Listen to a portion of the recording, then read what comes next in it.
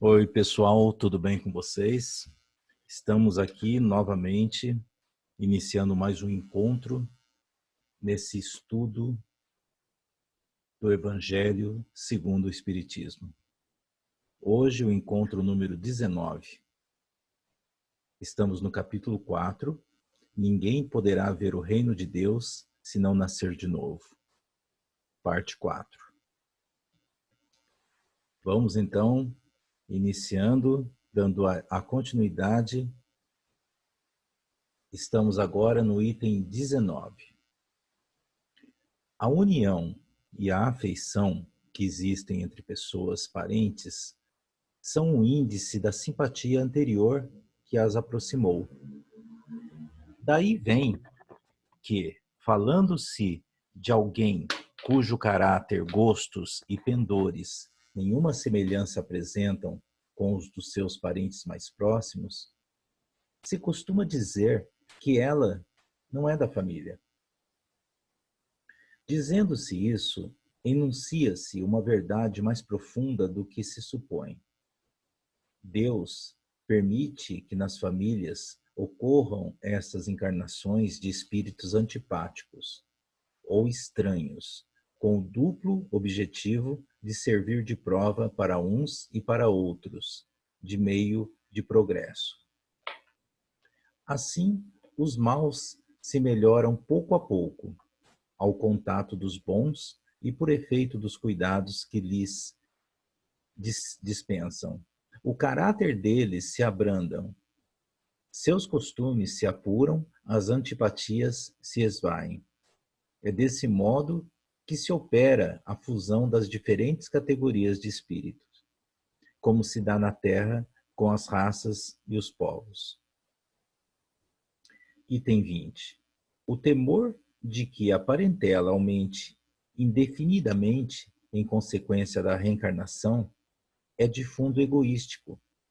Prova, naquele que o sente, falta de amor bastante amplo para abranger grande número de pessoas. Um pai que tem muitos filhos ama-os menos do que amaria a um deles se fosse único? Mas tranquilizem-se os egoístas. Não há fundamento para semelhante temor. Pois é. Então aqui ele está falando sobre os laços de simpatia ou de antipatia, né? Vocês viram aqui nessa parte, a união e a afeição que existem entre as pessoas parentes são um índice da simpatia anterior que as aproximou. Daí vem falando-se de que alguém cujo caráter, gostos e pendores nenhuma semelhança apresentam com os dos seus parentes mais próximos. Se costuma dizer que ele não é da família. Então, muitas vezes existe essa questão de relacionamentos dentro da família que são bem diferentes entre os envolvidos, né? Não há, que eu acho que você já deve ter vivenciado, aqueles espíritos com os quais os familiares nossos consanguíneos, que nos damos tão bem, temos uma afinidade, um carinho, uma vontade de estar junto.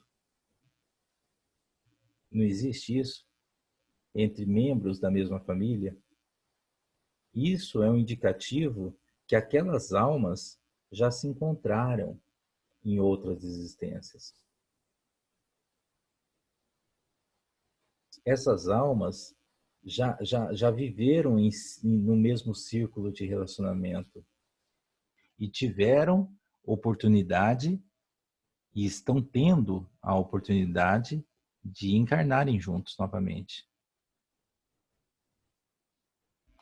E da mesma forma que aquelas pessoas que simpatizamos, há também espíritos dentro do nosso círculo de convivência que nós temos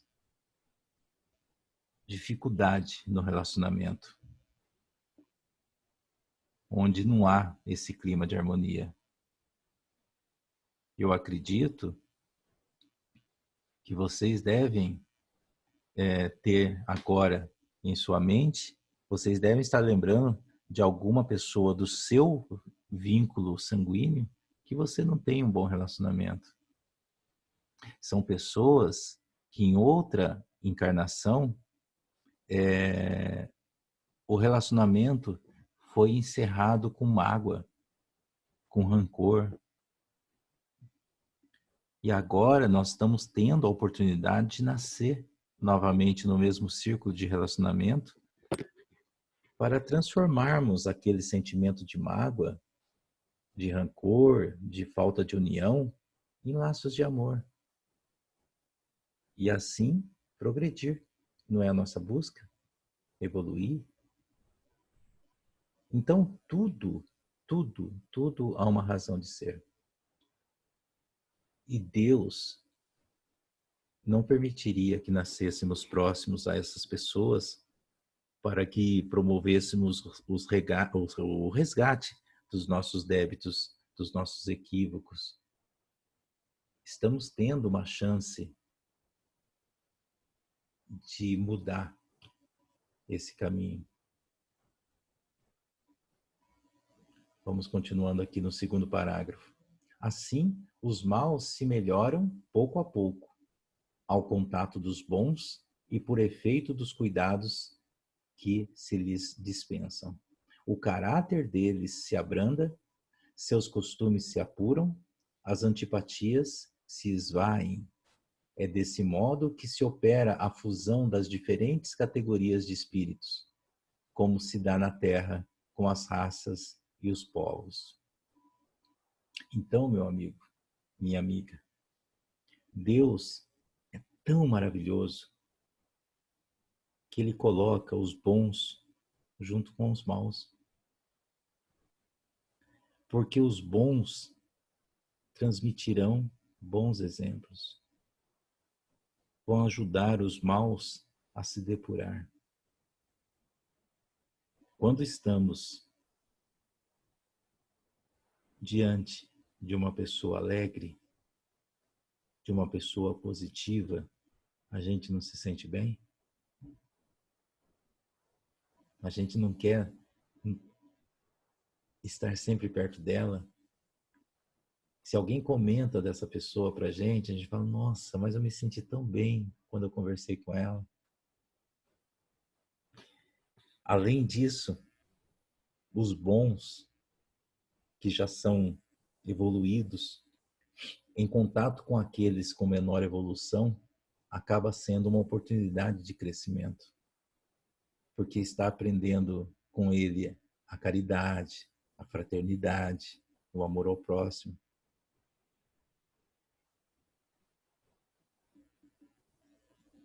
Então, nesse contato, nesse relacionamento, ambos crescem, não só o mal. Mal, eu estou sendo pejorativo aqui, mas é mais para que vocês entendam, né? Todo o desenho da explicação. Na verdade, há uma evolução mútua de todos os envolvidos. Vamos continuar. Do fato tá errado aqui. No fato de um homem ter tido 10 encarnações, não se segue que vai encontrar no mundo dos espíritos 10 pais, 10 mães, 10 mulheres e o número proporcional de filhos e de parentes novos. Lá encontrará sempre os que foram objeto de sua afeição, os quais se lhes terão ligado na terra, a títulos diversos e talvez sob o mesmo título. Item 21. Vejamos agora as consequências da doutrina anti-reencarnacionista. Ela necessariamente anula a preexistência da alma, sendo estas criadas ao mesmo tempo que os corpos, nenhum laço anterior há entre elas, que nesse caso serão completamente estranhas umas às outras. O pai é estranho ao seu filho. A filiação das famílias fica assim reduzida a uma só filiação corporal, sem qualquer laço espiritual. Não há, então, motivo algum para quem quer que seja glorificar-se de haver tido por antepassados tais ou tais personagens ilustres. Com a reencarnação, ascendentes e descendentes podem já se terem conhecido, vivido juntos, amado, e podem reunir-se mais tarde, a fim de apertarem entre si os laços de simpatia. Então aqui nesse texto, ele confronta, né, as duas crenças, a reencarnacionista e a anti-reencarnacionista. O texto ele começa aqui no primeiro parágrafo. O fato de um homem ter tido 10 encarnações não se segue que vai encontrar no mundo dos espíritos 10 pais, 10 mães, 10 mulheres e o número proporcional de filhos de parentes novos. Lá encontrará sempre os que foram objeto da sua afeição, os quais se lhes terão ligado na terra, a títulos diversos e talvez sob o mesmo título. Então não é o fato de você ter vivido 10 encarnações que você terá 10 pais diferentes. Você poderá ter vivenciado dessas 10 encarnações, você pode ter vivenciado 7 com os mesmos pais, ou 5, ou 4, ou 3. Ou talvez a sua mãe atual, aqui entre aspas, a sua mãe atual pode ter sido pai, pode ter sido seu pai na outra encarnação. No segundo parágrafo, o 21 fala assim: vejamos agora as consequências da doutrina anti-reencarnacionista. Ela necessariamente anula a pré-existência da alma. Sendo estas criadas ao mesmo tempo que os corpos, nenhum laço anterior há entre elas, que nesse caso serão completamente estranhas umas às outras. O pai é estranho ao seu filho. A filiação das famílias fica assim reduzida a uma só filiação corporal, sem qualquer laço espiritual. Entendeu? Porque não há uma existência anterior. Não há, então, motivo algum para quem quer que seja glorificar-se de haver tido por antepassados tais ou tais personagens ilustres. Com a reencarnação, ascendentes e descendentes podem já se terem conhecido, vivido juntos, amado, e podem reunir-se mais tarde a fim de apertarem entre si os laços de simpatia. Então, a doutrina anti-reencarnacionista defende que o fato de você ter nascido nessa família é obra do acaso. Porque você poderia ter nascido em qualquer outra família. Entenderam? Quem defende essa doutrina anti-reencarnacionista pensa dessa forma. Então, o fato de você estar nessa família é uma questão de sorte, ou não. Fica uma coisa meio sem muito sentido, né? Mas, enfim, são crenças. Vamos seguir. Desculpa. 22. Isso quanto ao passado. Né? Falando aqui dos anti-reencarnacionistas. Quanto ao futuro, segundo um dos dogmas fundamentais que decorrem da não reencarnação, a sorte das almas se acha irrevogavelmente determinada após uma só existência. A fixação definitiva da sorte implica a cessação de todo o progresso, pois desde que haja qualquer progresso, já não há sorte definitiva. Conforme tenham vivido bem ou mal, elas vão imediatamente para a mansão dos bem-aventurados ou para o inferno eterno. Entenderam? Para aqueles que possuem essa crença, ou eles vão para um lugar maravilhoso ou vão para aquele inferno, né, que só vão realmente aqueles que fizeram muito mal aqui entre nós. Ficam assim imediatamente para sempre separadas e sem esperança de tornarem a juntar-se, de forma que pais, mães e filhos, maridos e mulheres, irmãos e irmãs e amigos jamais podem estar certos de se ver novamente. É a ruptura absoluta dos laços de família. Com a reencarnação e progresso a que dá lugar, todos os que se amaram tornam a encontrar-se na Terra e no espaço e juntos gravitam para Deus. Entenderam nesse segundo parágrafo aqui? As pessoas que possuem essa crença, eles não têm a esperança, não visualizam, não têm essa visão de um dia pais, mães e filhos, maridos e mulheres voltarem a se ver novamente. Porque a vida é aqui. Você desencarnou, acabou, né? Agora, com a reencarnação e o progresso a que dá lugar, todos que se amaram tornam a encontrar-se na Terra e no espaço, e juntos gravitam para Deus. Se alguns fraquejam no caminho, esses retardam o seu adiantamento e a sua felicidade. Mas não há para eles perda de total esperança. Ajudados, encorajados e amparados pelos que os amam, um dia sairão do lodaçal em que se enterraram. Com a reencarnação, finalmente há perpétua solidariedade entre os encarnados e os desencarnados, e daí estreitamento dos laços de família. Então, nesse terceiro parágrafo, fala justamente isso. Dentro da crença reencarnacionista, não que se você tiver uma postura, não tiver uma conduta, né, que siga realmente aquilo que Deus, que Cristo preconizou, que você não será também, não viverá a lei da causa e efeito. Claro que você viverá, mas por mais que retardam aqui o seu adiantamento e a sua felicidade, não há perca total da esperança. Por quê? Porque ajudados, amparados por aqueles que os amam, um dia sairão do lodaçal em que se enterraram. A esperança não acaba.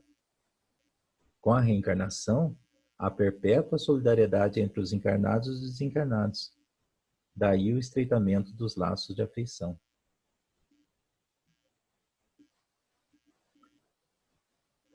23. Em resumo, 4 alternativas se apresentam ao homem para o seu futuro além-túmulo. Primeiro, o nada, de acordo com a doutrina materialista. Segundo, a absorção no todo universal, de acordo com a doutrina panteísta. Terceiro, a individualidade, com a fixação definitiva da sorte, segundo a doutrina da Igreja. Quarto, a individualidade, com a progressão indefinida, conforme a doutrina espírita. Então, segundo as duas primeiras, os laços de família se rompem por ocasião da morte e nenhuma esperança resta às almas de se encontrarem futuramente. Com a terceira, há para elas a possibilidade de se tornarem a ver, desde que sigam para a mesma região que tanto pode ser o inferno como o paraíso. Com a pluralidade das existências, aqui estamos falando da quarta, inseparável da progressão gradativa, há a certeza na continuidade das relações entre os que se amaram, e é isso o que constitui a verdadeira família. Então, segundo Kardec, é a continuidade das relações dos que se amaram. Bonito, né? É a continuidade das relações dos que se amaram. E onde isso vai parar? Esse é o ponto. Sabe onde isso vai parar? É quando nós entendermos que tudo é uma grande família. Ah, aquele muçulmano, ele vai explodir, ele quer explodir tudo. É teu irmão. Ah, aquele estuprador que fez isso e aquilo. É teu irmão também. A gente tem que tentar trabalhar tudo isso em nossa mente, começar a mudar a visão que temos das coisas. Somos todos irmãos. É claro que estamos ainda engatinhando. Temos que evoluir muito, mas muito, porque vemos tanta coisa que nos entristece, tanta coisa que nos machuca. É claro que isso vai demorar, mas temos sempre que caminhar, buscando evoluir em tudo, e na nossa postura, na nossa forma de pensar.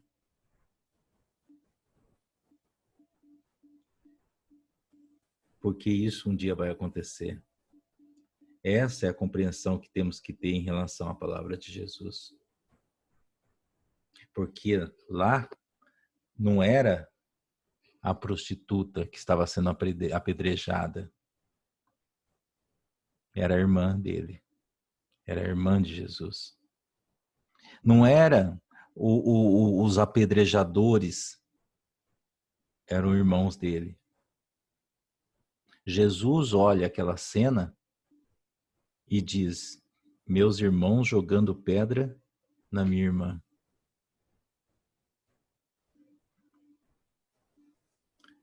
Eu tenho que amar os dois. Ele não jogou pedra de volta, ele jogou o conceito de volta. Atire a primeira pedra quem não tiver pecado. Porque ele sabia que todos tinham pecado. É fácil? Não, não é fácil.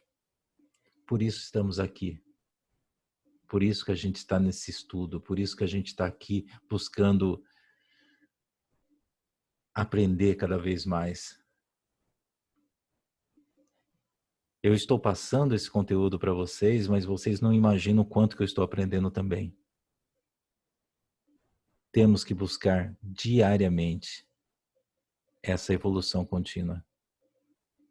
Porque muitas vezes damos 2 passos para frente, no dia seguinte 1 passo para trás ou 2 passos para trás, não é fácil. Mas o fato de vocês estarem aqui com a gente, todos juntos, toda semana, absorvendo esse conteúdo, debatendo depois, quantos de vocês me chamam depois e comentam isso, eu agradeço esse interesse, esse envolvimento que vocês estão tendo. Isso faz com que a gente melhore, isso faz com que a gente cresça. É isso. Uma ótima semana a todos. Que a paz, a saúde principalmente, estejam na vida de todos vocês. Deus os abençoe.